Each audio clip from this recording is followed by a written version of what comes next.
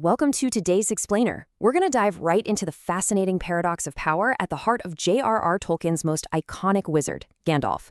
We often picture him as this awe-inspiring figure with a staff, a sword, and some absolutely excellent fireworks. But the true source of his influence? Well, it might completely surprise you. So, let's tackle this central mystery that Tolkien fans are constantly wondering about. Why didn't Gandalf just use his magic to destroy Sauron himself? It's a question that sets up the entire philosophy behind his mission in Middle-earth. Looking at the sheer scale of the threat, it seems obvious to just, blast the bad guy, right? But as we'll see from the source texts, Gandalf didn't avoid using his full power because it wouldn't work.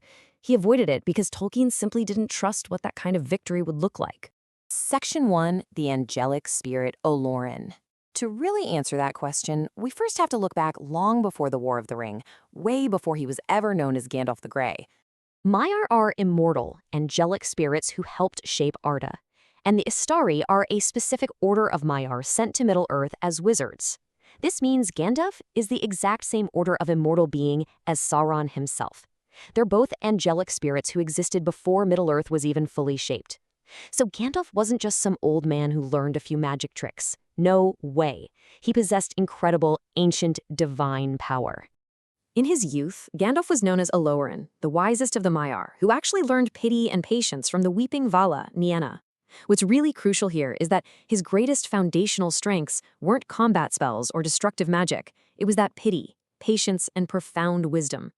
Spending time with Nienna, who literally wept for the injuries of the world, gave him this deep emotional intelligence and empathy. And that became the absolute bedrock of his character, far more than his ability to conjure fire. Section 2, a mission of restraint. And this brings us to his actual arrival in Middle-earth, which was entirely defined by strict rules of restraint set by the higher powers, the Valar. We see his arrival in Middle-earth in the year 1000 of the Third Age, the quest with Bilbo and Thorin in 2941, his battle with the Balrog and death at the end of the age, and finally his return as the White. The Valar basically faced an impossible problem. How do you deal with Sauron without intervening so forcefully that you accidentally destroy the world in the process? And that sparked a journey spanning thousands of years. Grounded in Tolkien's deep love for the natural world, which heavily values the personhood of nature, Gandalf acted as a devoted steward. He was essentially a gardener of Middle-earth. The source material notes how he blessed animals like Bill the pony and befriended the great eagles. He respected all life as free and independent. He wasn't there to rule over the flora and fauna. He was there to protect their right to exist freely. The Valar's rules for the Istari were incredibly strict. They were clothed in weak, mortal flesh, subject to hunger, pain, and death. They were commanded to guide and advise, never dominate, and absolutely forbidden to match Sauron's power with raw force. The crucial point here is that Gandalf wasn't forbidden from using his full power because he couldn't win. He was restrained because Tolkien didn't trust the devastating cost of God solving mortal problems. By putting these angelic spirits in aging bodies, subject to pain and fear, the Valar ensured that the free peoples of Middle-earth had to actually earn their own victory. We can see this dynamic perfectly when we contrast Gandalf's pity and restraint against Saruman's mastery and domination. Saruman tragically fell into the trap of studying his enemy until he desired that exact same domination and ownership.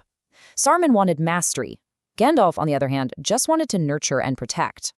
Section 3, rejecting the One Ring. The ultimate test of this philosophy of restraint arrives in a quiet little hobbit hole in the Shire. Do not tempt me, for I do not wish to become like the Dark Lord himself, yet the way of the ring to my heart is by pity. When Frodo offers him the ring, Gandalf's horrified rejection is one of the most pivotal moments in the entire lore. He cries out precisely because he knows he possesses the sheer strength to wield it. He totally understands that the ring could be used to defeat Sauron, but the cost would be his own soul. The ring tempts the great-hearted through a desire for strength to do good. It whispers that domination could somehow be benevolent. Saruman feared Gandalf for exactly this reason. He could not calculate for a creature powerful enough to rule the world, who yet had the unfathomable strength to walk away from that power, trembling. That is a level of self-control Saruman literally could never understand. Section 4, Sacrifice at Khazad-dûm. This part takes us deep underground, where Gandalf's commitment to prioritizing others over his own power reaches its absolute peak. I am a servant of the secret fire, wielder of the flame of honor you cannot pass. Facing the Balrog, a demon of equal or maybe even greater power, Gandalf issues this powerful command. Notice how he says, "I am a servant." His power is rooted not in his own ego, but in his total obedience to the mission of the Valar and Eru, the creator. He doesn't claim to be the ultimate power himself. He places himself as a vessel for a much higher authority. And what happens? Well, Gandalf's physical body was completely destroyed. He spent his strength fully, choosing literal death to protect the Fellowship. His fall wasn't a failure of restraint at all.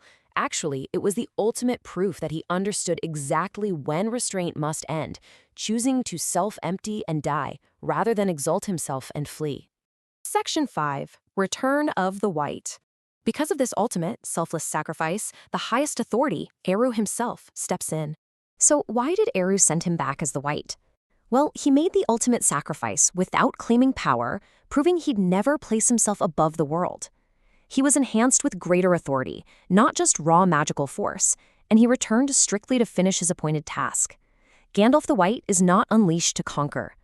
The sources clearly tell us he's given greater authority precisely because he proved that, with ultimate power in his hands, he will choose sacrifice over rule every single time. He is the one being the creator can absolutely trust with that enhanced status. Even with his enhanced status, Gandalf the White's primary function remained to heal, inspire, and act as a vessel for the will of the Valar.